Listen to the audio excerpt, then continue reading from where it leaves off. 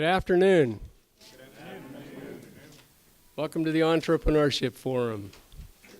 Today it's my pleasure to introduce Jodi Vawdrey, our guest speaker. She's the managing agent at Northwest Mutual Life Insurance Company. She's going to talk about why she's a managing agent, how she got there, and talk about financial planning with you a little bit. And she's passed out a handout that will help you in your financial planning. And she's going to be available to answer some questions for you. And without further ado, I'm going to turn the time over to Jodi Vawdrey. Let's give her a welcome. Thank you. Thank you. So is this before or after lunch? Have you guys eaten? Are you going to fall asleep, or do I need to throw stuff at you? Okay, so my name's Jodi Vawdrey. I'm actually a financial advisor with Northwestern Mutual. How many of you have heard of Northwestern Mutual? Okay, good. That's surprising. We used to call ourselves a quiet company, so we didn't do a lot of advertising, so not a lot of people knew about us. I've been a financial advisor for 11 years now. Prior to that, I was a tax preparer and taught upper-level tax classes. Prior to that, I set up and ran a couple of businesses, and before that, I was in public service, so police and fire department. So I've done a lot of things. I want this to be interactive, and so I want to answer your questions. I want to make it relevant to what's important to you. This is the entrepreneurship class, right? Yes. So people take classes for different reasons. How many of you are actually wanting to have your own business at some point? Okay. So again, I want to make this really relevant. So interrupt me and ask questions as we're going through the material, okay? Wanted to share a little bit about how I got into the industry. I knew I wanted to do, well, when I was 18, I decided I wanted to have my own business, right? So I went with a friend and set up and run a couple of businesses, and I decided as a mother, I wasn't sure I wanted to work that hard, having employees and things like that. So I thought, well, if I'm not going to work that hard, I need to learn to make my money work that hard, right? So I knew I wanted to do something in the finance field, but I wasn't exactly sure what. And being here at Salt Lake Community College, I'm an alumni, helped me figure that out, and I'll share that with you as we go along. But how many small businesses fail? What's the statistics about startup small businesses? 95%. Yeah, about 80 to 90% of small businesses fail. Why do you think they fail? Not enough startup money. Not enough cash flow to get started. Okay, that's a good reason. Enough. Pardon me? Not competitive enough. They're not competitive enough, either themselves or their product. Okay. Okay, lack of experience. Okay, well, in my 22 years of being a tax preparer and preparing taxes for business owners, and then in the financial planning realm, I can tell you what I see as to why they fail. Okay, the number one reason is they're not set up to go into business to get started. And we'll talk about this in a little more detail, but you get into business to make a living, to build a retirement, right? That's why we get into business, okay? And a business typically is one of your biggest assets, right? When you start into business, you're dumping all your money in there, so that's one of your business biggest assets. But if you're not set up personally before you start into business, you're going to have a much harder time succeeding in business. Make sense? So we'll talk about that. So being set up personally is one reason. Another reason is not managing your bookkeeping. Okay? So give me some examples of what kind of business you guys want to start. What do you have? What ideas do you have? Internet website design, SEO, something like that, right? Maybe a mechanic, maybe a business consultant, okay?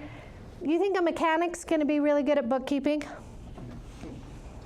You think an internet guy's going to really be good at bookkeeping? Okay? So people jump into business and they just figure they'll track their income and expenses, you know, on the little program you buy, or their spouse will do it or whatever. And that's one of the biggest reasons people fail, is they're not tracking their income and expenses, and they don't really know what's going on in their business, okay? So that's reason number 2. And reason number 3, Stephanie, you were right on track. You don't have the cash flow to manage the ups and downs, right? So a ton of businesses went out of business in 2008 because they didn't have the cash flow to ride them through the slow times, right? They had a great product. They were really good at what they did. They were really experienced, really knowledgeable, but that doesn't get you anywhere if you don't have the cash flow to keep going, right? Does that make sense? Okay, so when you're thinking about starting a business, again, you need to start with your personal financial planning first to figure out where you're at, right? There are classes to teach you how to write a business plan, right? Have you ever seen a class that teaches you how to write a personal financial plan? I think they need to create that class. I want to create that class if it doesn't exist. But that's what people spend more time planning their vacation than they do their financial future. Really, we do. Okay, so if you're looking at your financial plan, this is a good roadmap to follow. And it doesn't matter if you're making $2,000 a year or $20 million a year. It's the same general roadmap. It's just you put a few more zeros behind the need, right? So to be solid personally, you need to have your health insurance in place. Okay? That's become a whole lot easier to get now. It used to be if you had health issues, you might not be able to get insurance. But anyone can get insurance now if you can afford it, right? So in my experience, a lot of business owners would go into business, and because they're dumping all their money into the business, they think, oh, I'm healthy, I don't need health insurance, right? But what happens if you don't have health insurance and you have a circumstance or a situation? Yeah, it takes all your money. You can't run the business, right? Because most of the time you're not going to go to the doctor because you don't want to pay the money, and then it drags out and gets worse and worse, and then you pay a lot more for the treatment. But not only does it affect you and your family, if you have employees, now it impacts the employees, right? So that's one of the quickest ways to eat away your cash flow. Long-term care, does anybody know what long-term care is? So have you known someone that needed care? Yeah. Long-term care basically is somebody's stuck in, say, a medical facility for a long period of time, and it's basically the donut hole, essentially, of medical care. Okay, yeah, it's a big gap right there, right? So if you need help getting in and out of a wheelchair, getting dressed, being taken to doctors, things like that, that's what long-term care is, whether it's in your home, in an assisted living, or in a nursing home, okay? This is probably one of the last pieces you'll get in place, but do you know 40% of all long-term care being provided right now is to people under age 65, 18 to 65? Surprising, huh? 40%, yeah. So, I mean, if you think about it, if it's your age, and you're out riding a four-wheeler or something and get in an accident, have a head injury, now you need care, how does that impact you? More importantly, how does it impact your parents, right? Because they're going to make sure you're taken care of. And it's a pretty big cost. It's about $60,000 to $90,000 a year here in Utah to pay for that kind of care. So it can eat away your assets pretty big. Emergency savings. On a personal basis, how much emergency savings should you have? 3 to 6 months of your expenses is the general rule, right? As a business owner, how much do you need? You need more than that, right? So as a business owner, you'll want 6 months for sure of your personal stuff, and then you'll need some money to keep the business going, right? So the sooner you start that, the easier it's going to be to get it. How do you get started on your emergency savings? This is going to sound really simplistic, but how many people do you think have 3 months set aside in emergency savings?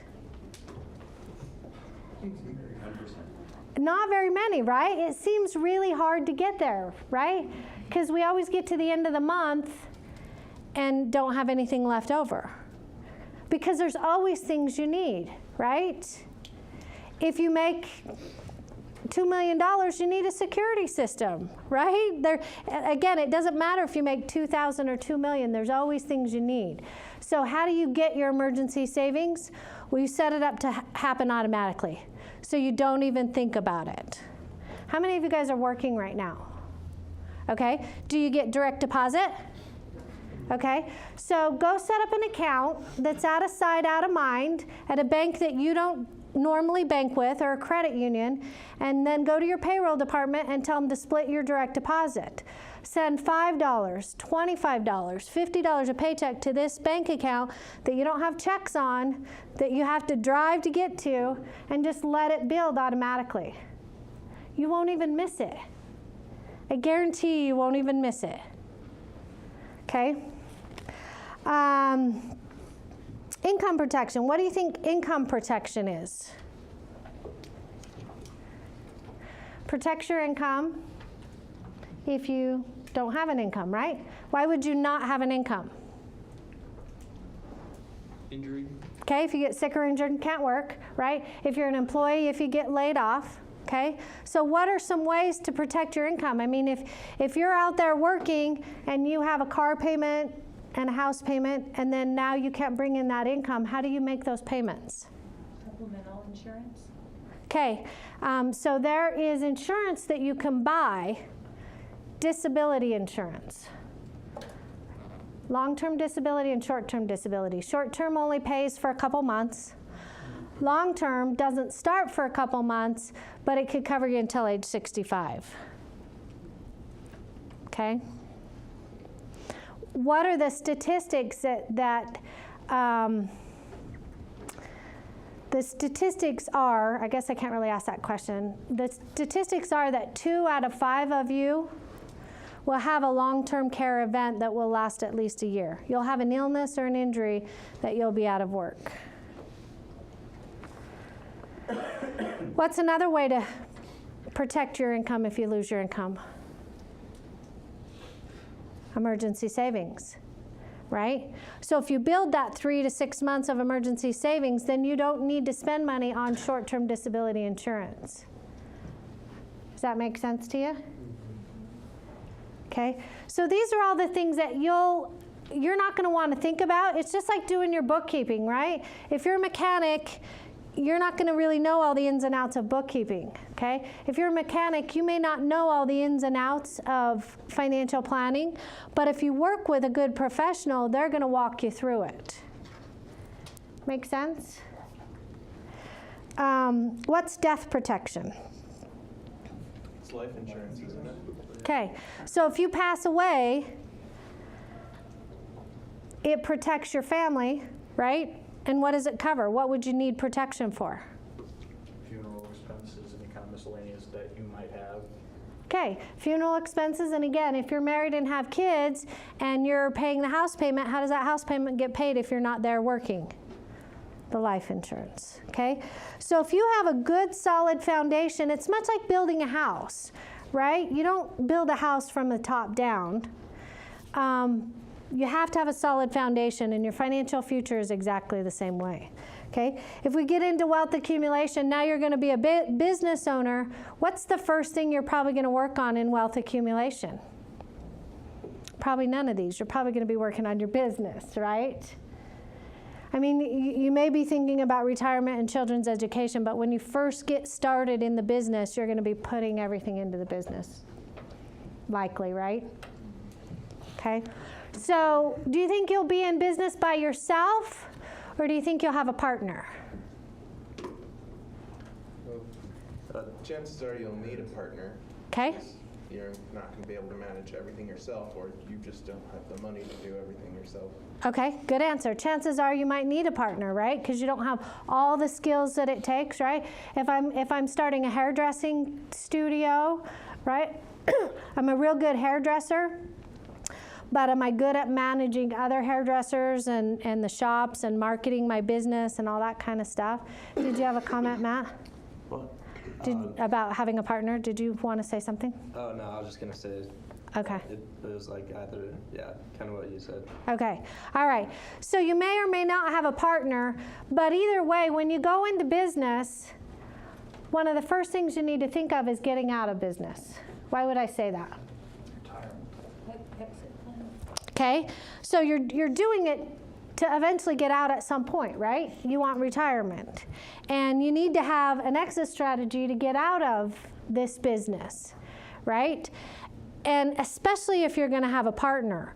Also, when you think about that ahead of time, it helps you grow your business the way you want to grow it, right? So do I want to be, when you're looking at business models, okay, and if you go to MBA school, there are a couple of generic strategies, okay? So one strategy is high volume, low profit margin on each individual item, but high volume makes you a lot of money, right? Like a Walmart, okay? There is a business strategy that's all about the experience, right? What your client experiences. So that would be like a Nordstrom, right? So you go in and it's a really great shopping experience. Or maybe you're a boutique, like a Trader Joe's or something. You specialize in one little thing, okay? So if you know how you want to get out of it, that can help you decide, am I going to stay little and be a boutique?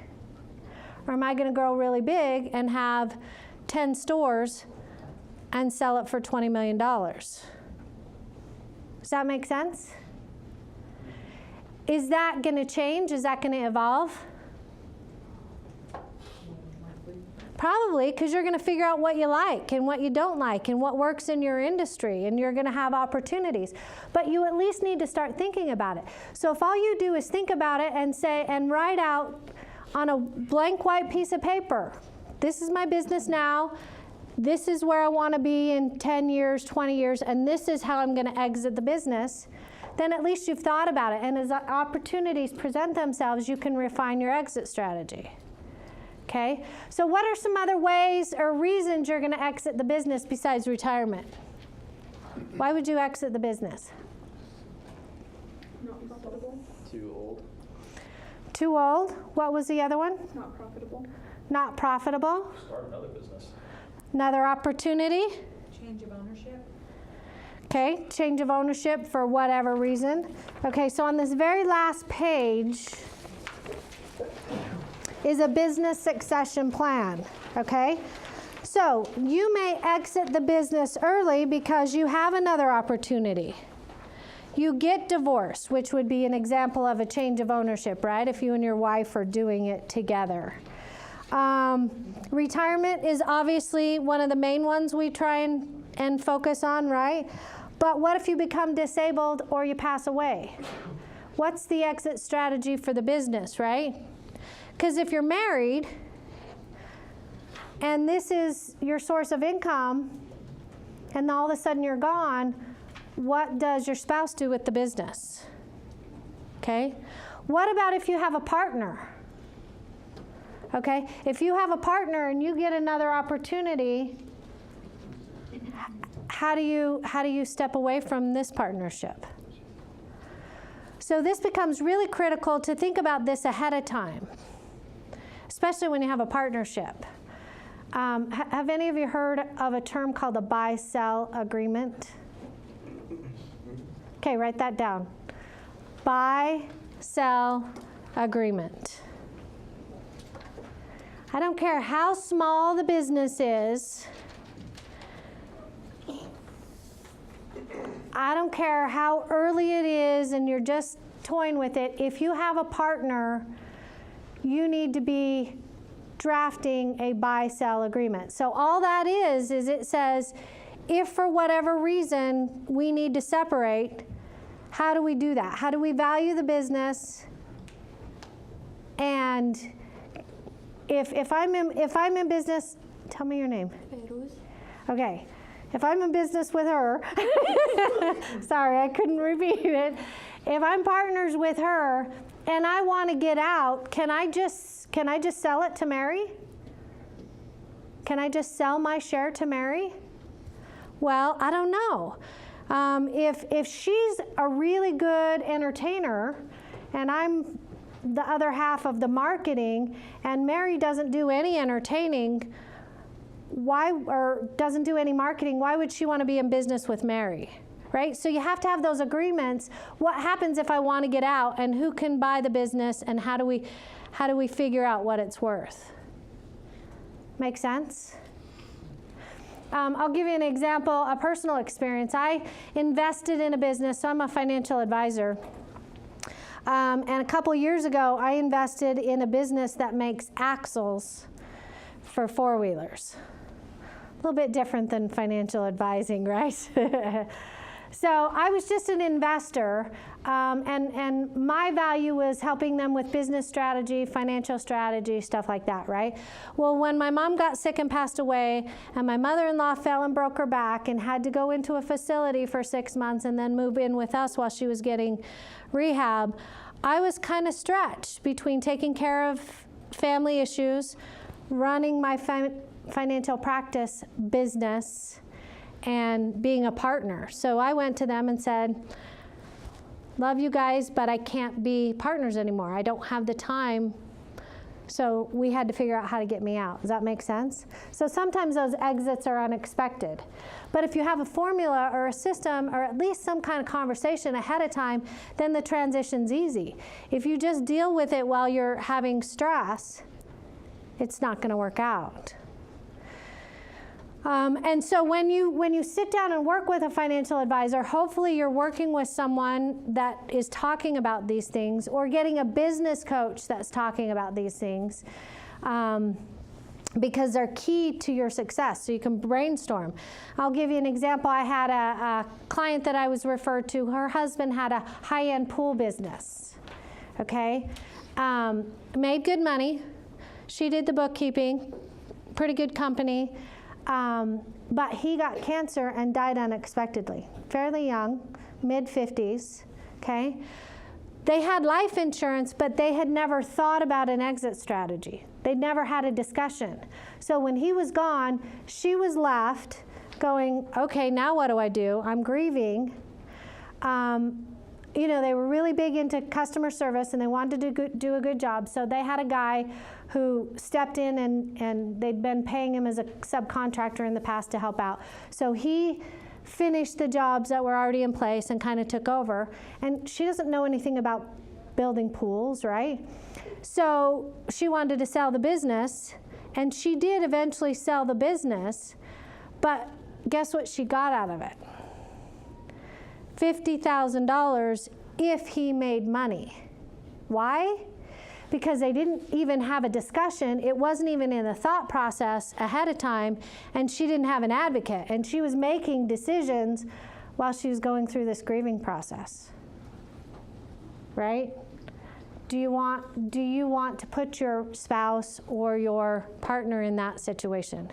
So was that 10 cents on the dollar? Yeah, I don't know. I got introduced to her after she sold the business, and Okay. you know, now we had to figure out our retirement strategy and Social Security and all that kind of stuff. So, what questions do you guys have? I should have brought candy. I need to throw it. So, I got into the business. Let me tell you a little bit about how I got into the business. So again, I told you I wanted to do something in the finance field. I wasn't sure exactly what.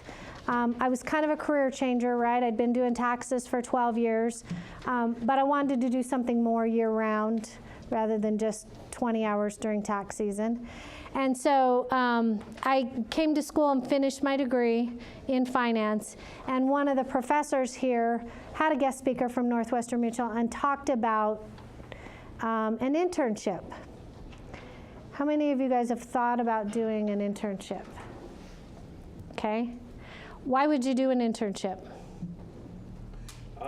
Sometimes it's easier getting into a specific field or industry after having experienced it in some form or having exposure to it. Absolutely. Experiencing the industry that you may want to go into. What are some other reasons? Pardon me? Is it networking? Networking is a really good reason. What else? They can see what kind of an employee you are without any cost to them, really.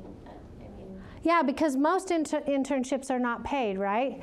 So if there's a specific company you want to get into, it's a way for you to go in and showcase your talents, right? And maybe get hired, okay? Northwestern Mutual has an internship, and I want to tell you about it just because it was such a great opportunity for me. I'm not involved in the program at all, but when they mentioned the internship, I thought, that's how you figure out what you want to be when you grow up. So maybe I ought to try that. So I went to Northwestern Mutual. I did the internship. I had no idea about the company. I didn't do any research. I figured I could test drive the career or the field and figure out what I liked and then decide what company I wanted to work with. And it turned out it was the best financial services company out there.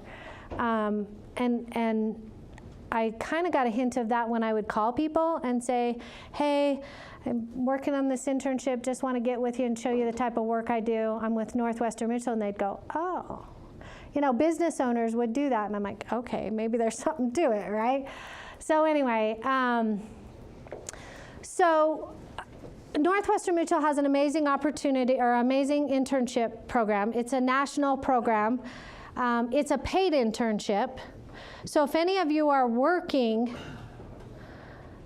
you could do this instead of working because it's paid, okay? So you get paid a couple of ways. You get paid to come to trainings. We have trainings once a week. And it's a top 10 internship in the nation. Now, it's been so long since I talked about it. Vault magazine compares all the different internships, and it's been a top 10 internship for like 13 years straight. So some other top 10 internships are Washington Post, MTV,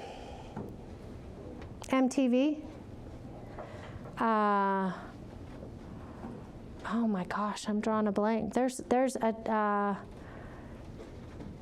the judges, Supreme Court, Disneyland, right?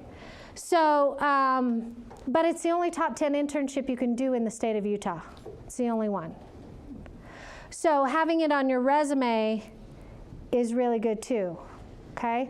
And what you do in this internship is you're sitting down with individuals like yourself, business owners, and helping them create financial strategies, right?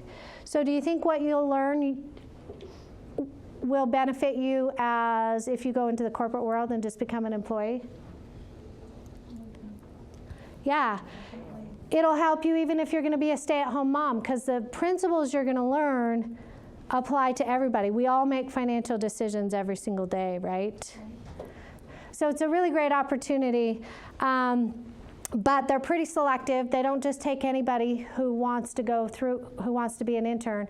You have to go through some testing process to make sure it's a good fit. Sometimes it's a good fit and it's just not the right time. So anyway, I wanted to make you aware of that. If any of you guys are interested, again, it doesn't matter what career or field you're going into. We had a music major who decided to do the internship. Well, and especially for this group, if you're going to have your own business, this is a perfect way to test drive your own business. okay? Because you're doing financial planning, but you're doing your own business. So you set your own schedule. You meet with whoever you want to meet with, okay? So during finals week, you don't work at all, right? Maybe during the summer, you work full time. Okay, so I had a kid that went through the internship with me. He was a phenomenal employee. He always rose to the top at every company he worked at, and he was sick of making other people money. So he's like, I want to start my own business. Well, he did the internship for about a year and figured out he wasn't a very good business owner because he wasn't very good at managing his time. He was really great as an employee. So let's go be an employee and make all kinds of money. Let's not struggle being a business owner. Right? So there's lots of value there. So if you guys are interested in finding out more information about the internship, I'm going to send around a sign-up sheet, and I'll have one of the gals just call you and talk to you and answer any questions. Do you guys have questions about it? It's not something you do for like 3 months or 6 months because there's a lot to learn. It would be something you do long term, and if you transfer to the U or BYU or something like that, you do it your whole school career. Most people do anyway. Okay, so a little bit about me and starting my business. So I started as, I did the internship, and then I went full time. What are some challenges you guys might face in being in business?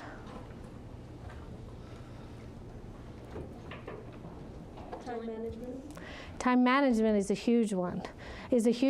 For me, you know, I had a family, and all of a sudden when I'm self-employed, all my family said, can you do this for me? Can you do this for me? Because I'm working and I don't have time during the day.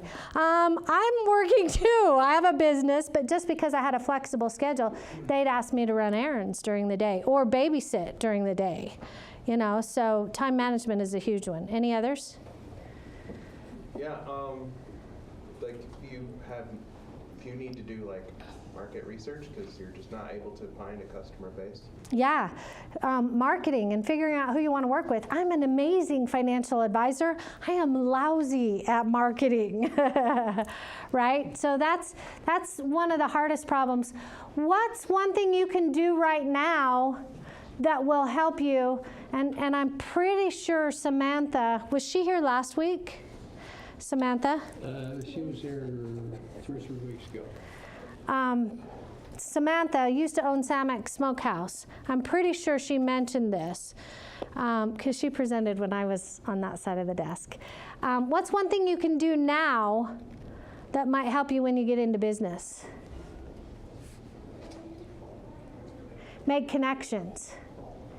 Anybody and everybody you talk to, keep their contact information. Take some time and get to know them genuinely and see if you can help them with something. If you can help them with something, they're going to remember you. And then if you have an opportunity at some point later to work with them, or maybe they know an employee or a partner, or maybe they'll need your services. Who knows? But make connections, as many connections as you can. Start a file and just put business cards in there. Okay? Today, would you say? Well, Did you know 1,000 people when you started? probably not. I was a tax preparer, so I built up a network, but I would probably say 700. 700, okay. And I have, well, just in my Northwestern Mutual database, I have 2,000 in my network, but I don't have everybody in that network. 2,000 plus the invisible network Yeah. that everyone has. Yep. And that's in any business you go into, Yes, isn't that ma'am. going to be the case? This is probably more like 400, I'm guessing. Okay. And one of the things that we have all our new people do, this might be fun for you guys to do anyway, is we have you make a list of 100 people, 100 connections to help you start brainstorming this network. So I would challenge you to make a list of 100 people you know. See where it takes you.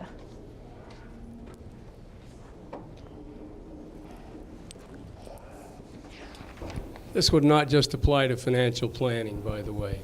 This is a good exercise. For every business. Every business. Okay. So I'm kind of going backwards, but we talked about the exit strategy. Now, if you flip it over, this gives you an example of the business transition that a business goes through, right? So a business is a startup business. They grow, they mature, and then they transfer, okay? And there's different things you need as a startup business versus a growing business. Jonathan, do you want to read what we need in risk management as a startup? Yeah. You protect yourself and your ability to do business. Okay. And how did we talk about that?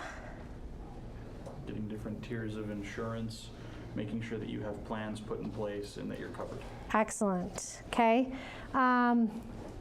Stephanie, what's the next one for a startup? Employee benefits, offer group benefits to attract and retain employees. So employee benefits, offer group benefits to attract and retain employees, right? So you got to think about that strategy. And not all businesses have employees. And as a startup, the business succession, you're going to be thinking about, Randy. What does it say about that? Business succession, build and grow your business while keeping succession in mind. Okay, exactly what we talked about. Build and grow your business while keeping it in mind, because it's gonna help you decide whether you're gonna be boutique or multi, whether you're gonna have one employee or 100 employees, right? If you're only gonna have one employee, you don't need a robust, you may not need a robust employee benefit package to attract and retain key employees. Right? So that's kind of a reference chart for you to look through. The next page,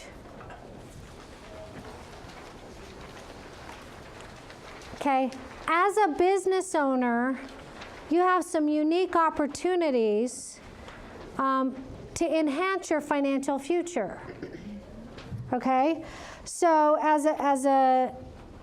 as an individual, you're always going to have these personal planning needs, right? So your personal planning needs, asset and income protection, investment services, right? You're going to be needing to save in another bucket, right? One of the other big mistakes that business owners do is they say, okay, here's my business. This is my retirement plan, period. Okay, what's the problem with that? Eggs in one basket. Yeah, you have all your eggs in one basket, and what if it can't provide you the retirement income you need? You need to be diversified, right? You have to have multiple streams of buckets. So you still need to be investing in 401ks, IRAs, stocks, bonds, real estate, just other types of investments, right? It can't all be tied up in your business. And when we talk about your business exit strategy, you need to think about what it's going to give you. So think about this. If I'm an electrician and I have 20 employees, when I go to retire, I don't have any kids that want to take over my business, so I'm going to sell my business. What am I going to get out of my business? Pretty much next to nothing. You're going to get whatever assets you have in terms of equipment.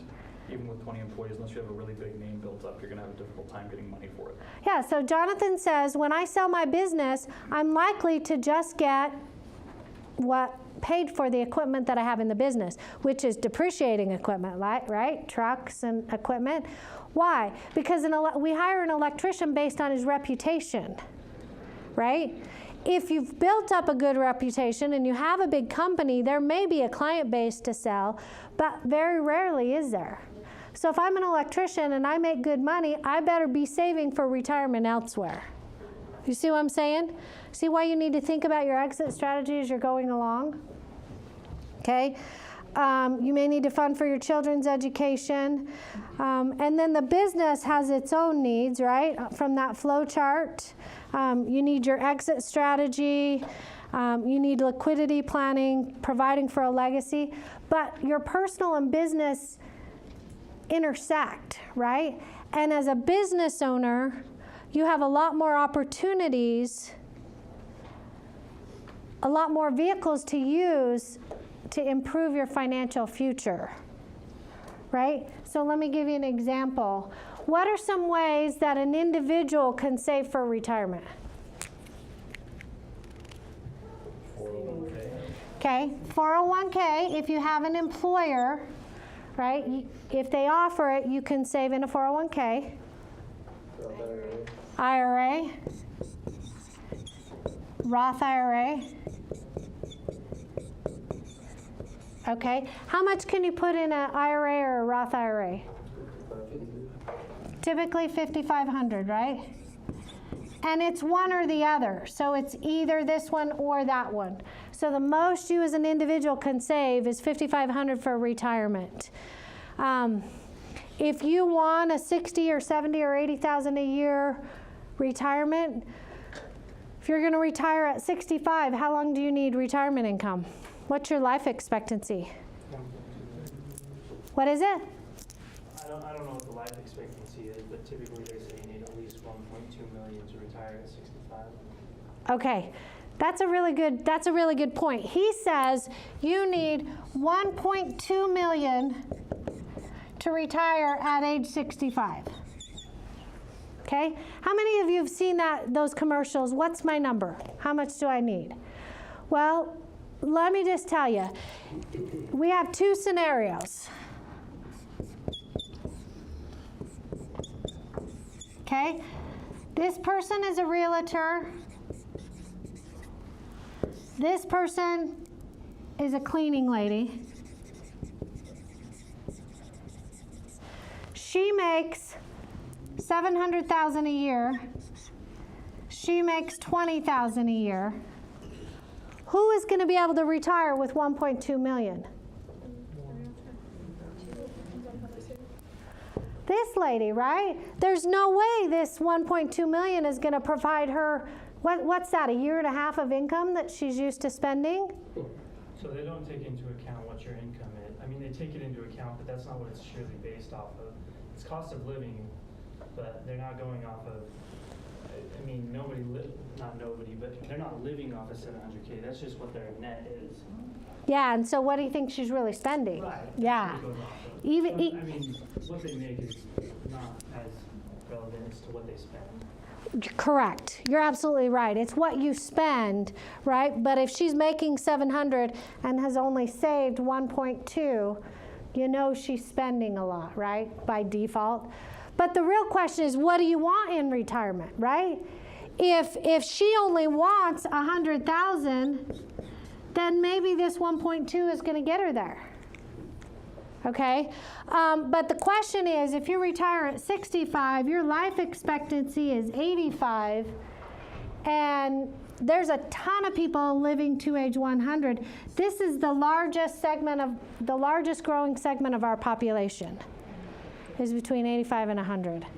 So if you need to fund a 25 or a 30 or a 35-year retirement, how far is 5,500 going to get you?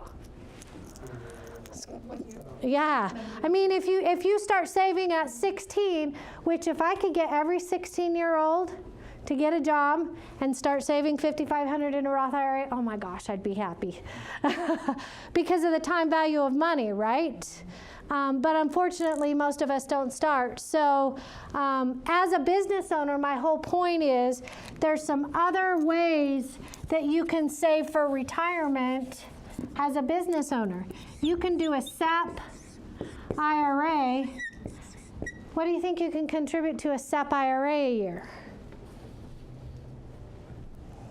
Any guesses? $50,000. What's your return on that, though? It depends on what you invested in.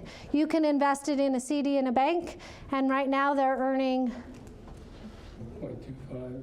0.25, not even 1%. You can get 2% if you lock it up for 5 years. If you invest it in the stock market, the hope is you earn 8, 9, 10, 11, 12% return, but you could lose 40 in any given year. Is the SEP IRA like pre-taxed, like the Roth IRA? Okay. Oh, no. Oh, okay. So the SEP IRA contributions goes in before taxes, so you don't pay tax on it. So you get the tax advantage for putting the money into it. It's like the 401k and the IRA. Okay. Sweet. Yeah. Roth is after tax. Roth, the contributions go in after tax. Do you know as a business owner you can do an individual 401k? Have you guys ever heard the term Roth 401k? Yes. Okay. As a business owner, you could set this up yourself. Okay. So there are a lot of tools that you can use as a business owner to help your personal financial situation if you're working with a good advisor. Before we run out of time, one of the things that I always do in my classes is offer to sit down and meet with anybody who wants to, me or someone from my team. We'll talk about anything you already have in place, investments, insurance, IRAs, whatever you want. There's no cost to do that. I just offer that. Marlon kind of got me in the habit of doing that. So someone from my team will, if you're interested, just sign up, put your name and phone number on there, and someone from my team will reach out to you and schedule a time to get together. So free financial advice if you need it and want it. Not a bad deal. As we've talked about, planning for the future is critical to all of you. And I know that when I was 50, I didn't think I'd live to be 70, especially as many chances as I was taking. But now that I'm 70, my internist tells me that I'm going to live to be 100, and I'm thinking, do I really want to? But you want to have money if you're going to be there, right? Yeah. Whether you're there or health. not. You want to have your health and these kinds of things. But each of you are on an individual, separate path. You all have to decide what you're going to do and how you're going to get there. But that path, does it ever change? Does it ever change direction for you? So you want people that give you good advice. You want attorneys, financial planners, and others that you can use as a sounding board, if nothing else. And so Jodi and others in that industry are helpful to you. And so I think that what you have to do is figure out, you got to figure out what Ben's going to do, don't you? And all of you are in that same boat. But with that, I think that was a very good presentation on financial planning. And I think we need to give Jodi Vawdrey a big hand. Thank you. Thank you very much, Jodi.